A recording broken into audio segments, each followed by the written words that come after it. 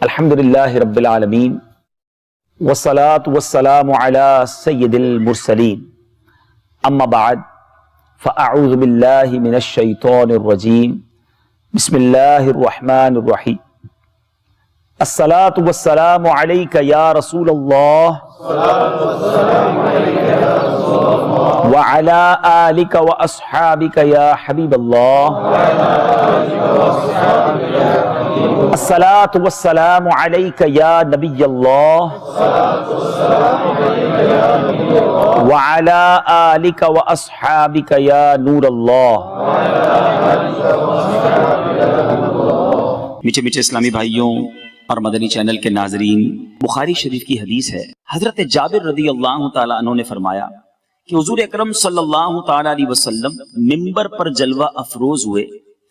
پہلی سیڑھی پر جب میرے آقا علیہ السلام نے قدم رنجا فرمایا تو کہا آمین۔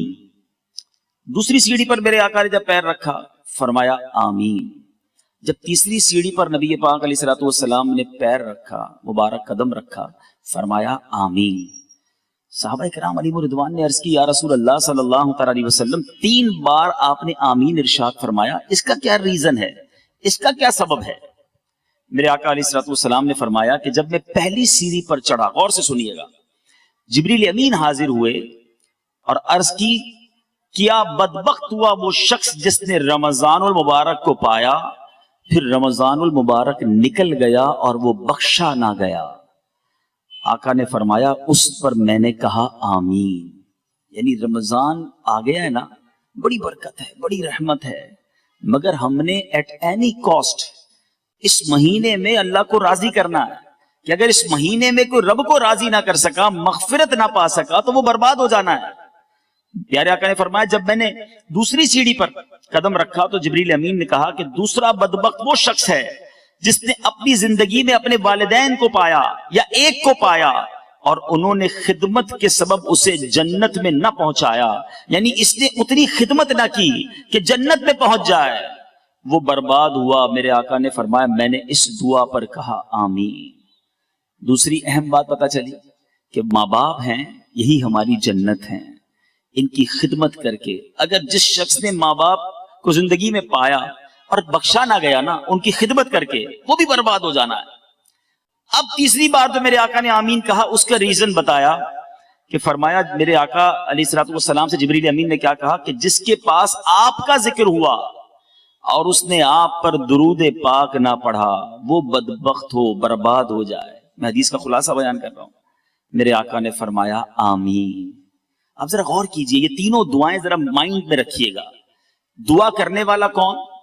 جبریل امین، the leader of angels، فرشتوں کا سردار، اور دعا پر آمین کہنے والے کون ہیں؟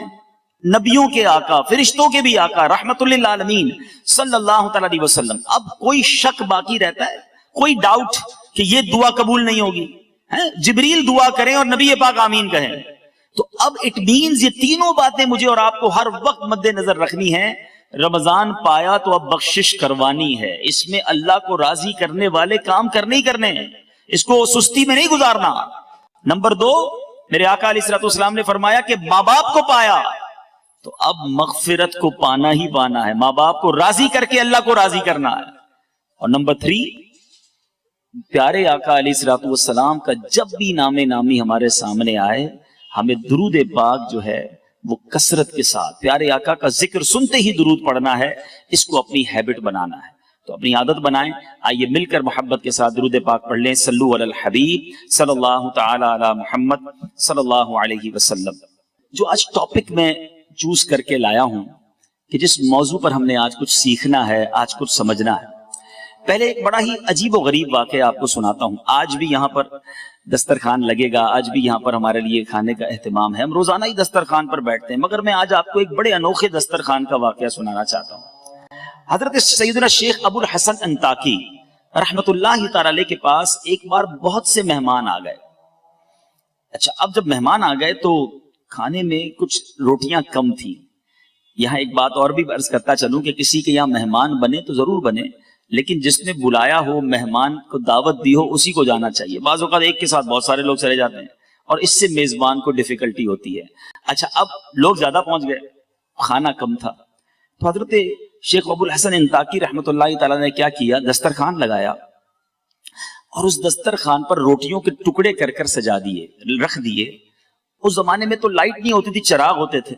आपने वो चिराग उठाकर गुल कर दिया, अंधेरा कर दिया। आपका जो जहन में ये था कि खाना थोड़ा है तो मैं वैसे ही हाथ चलाता रहूंगा, मुंह चलाता रहूंगा, मेहमान खा लेंगे, किसी को पता नहीं चलेगा कि मैंने खाना नहीं खाया। ये जज्बा था उनका। अच्छा, कमाल ये हुआ कि जब थोड़ी देर के बाद रियलाइज हुआ कि अब खाना खा चुके होंगे सारे मेहमान, चिराग लाया गया तो जितना रोटियों के टुकड़े दस्तरखान पर रखे गए थे वो सारे वैसे के वैसे ही मौजूद थे।